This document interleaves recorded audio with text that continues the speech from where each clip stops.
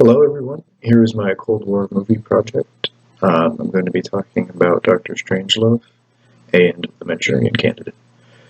Starting off with the summaries, a short summary of each of the films. The Manchurian Candidate is a story about a U.S. soldier who gets brainwashed by communists in Manchuria into becoming a sleeper agent that is able to kill but then forgets about it afterwards.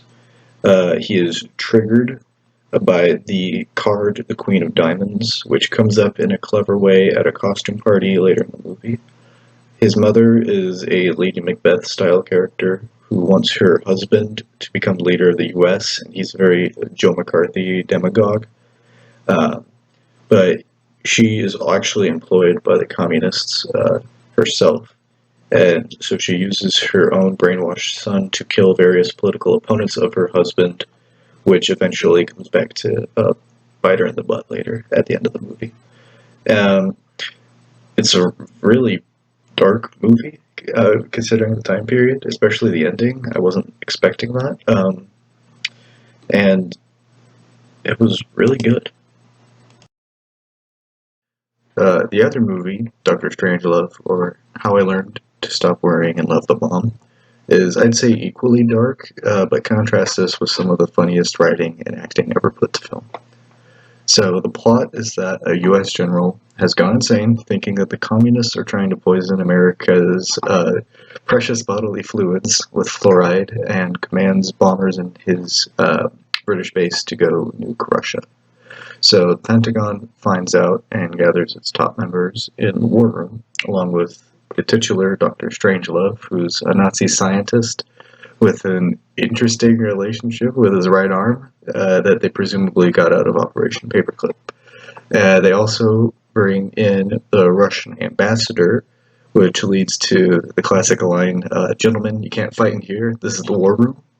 Um, so they try and figure out what the code is to show, to get all the planes back, because at this point the general's killed himself because they've tried to stop him. Now they can't get the planes back. After this, the greatest phone call ever put on a movie happens between the president and the Russian premier. So the president tells the Russian president about the impending attack, and he's like, "Hey, we're going to help you out. We don't want to actually start a war. This was an accident."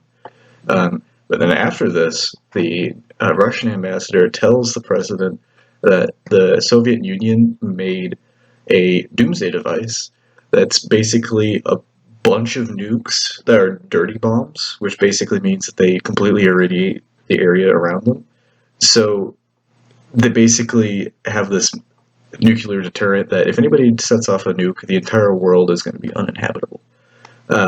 Which they were planning on showing off next week.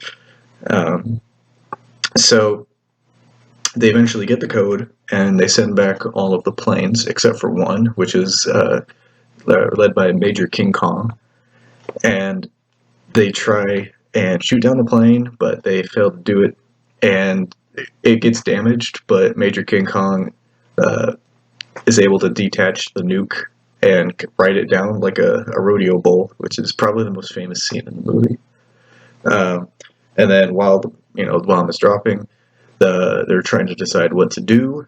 So they all decided that we're going to go underground in deep mines and reproduce with 20 to 1 women. And then the movie ends with a ton of nukes going off as the Doomsday Machine activates. So happy ending. So these movies are very obviously very intimately related to the Cold War. So I'll start with the easier one, I suppose the more obvious one, that being Dr. Strangelove. So Dr. Strangelove is obviously about, the nuclear arms race, and I suppose a what would happen, a comedic look at what would happen at an actually, legitimate threat when this movie came out. And I always thought this movie came out in the 70s, but no, it came out, during the middle of the Cold War in the 60s. So the fears in this movie were a legitimate fear for the people at this time. Some random guy could probably, he'd have to go through a lot more hoops than what he did in the movie, but he probably could, you know, send even just one plane, right? Just one nuke could set off a huge chain of reactions between, the U.S. and Russia, first striking each other.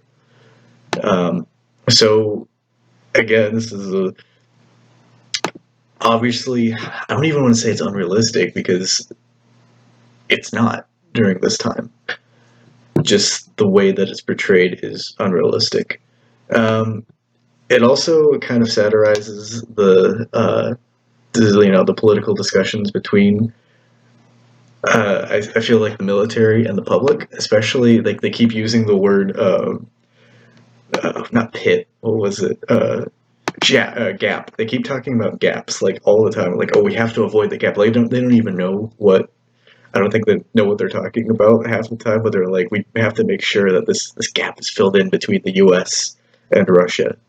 Um, which again, that's it's part of the arms race. You never want to fall behind with each other, and then it just keeps on stacking on top of each other until you get these crazy huge arsenals of world-ending weapons.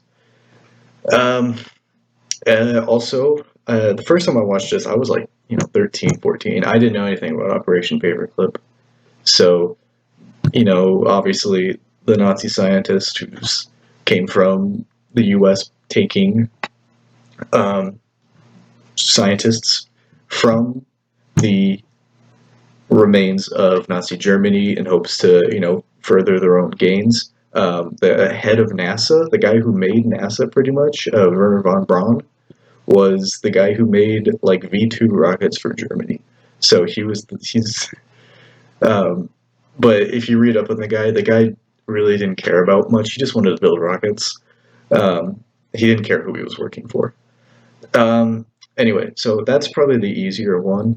The other one is a lot more niche. I feel the Manchurian Candidate.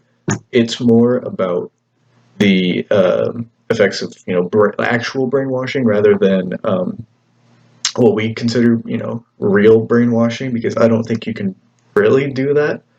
What they did in the movie, maybe, I don't know. But there is, interestingly, the U.S. did have an entire program called Project MK Ultra, where from the 50s until the 70s, they tried to find ways to control people's minds. It was completely illegal, completely unethical. It got a bunch of people killed, and it involved stuff like slipping LSD into politicians' drinks while they weren't noticing and seeing what would happen before they gave a speech. And it is also thought to have contributed to making the Unabomber. Because when Ted Kaczynski was like 16 or something like that, he was in a course for autistic children that was very like emotionally damaging, or like it was meant to be emotionally damaging to see what the effects were. And there's like documents that say that this might have actually been an MK Ultra stuff, but we'll never know because all those documents were destroyed. But this movie came out way before any of that stuff was announced to the world. So I thought that was kind of an interesting like forethought. And of course, yeah, I'm sure the Americans were all like, we gotta watch out for brainwashing, or like people, commie sympathizers, right? They're getting brainwashed, they're coming back. But I don't think the public really knew that it was an actual thing being considered until the late 70s. So, on top of all that, like, what's the idea of the author or the writer of the movies? So, for the Manchurian Candidate, these are both based off of books. So, the Manchurian Candidate, the point of it is to be like, I don't know, it's a psychological thriller. Honestly, I'm not really sure what if it had like a deeper point rather than just being it's a film about a guy who's brainwashed into killing people. But it's a really good movie. I mean, obviously it's not as good as Doctor Strangelove, but I thought it did a good job. Now, Doctor Strangelove is obviously a satire on the political goings on during the Cold War, the kind of lackadaisical attitude that I think the public felt that the government had towards, these prospects of millions upon millions of people dying um, over, something really stupid, an ideological difference. It's, you know, so it's very obvious that it's making fun. I mean, the president's name is Merkin. If you know what a Merkin is, you know that's very clearly making fun of him. Um, so it definitely has more of a message, I feel, than the other movie. So yeah, there's my project. Thanks.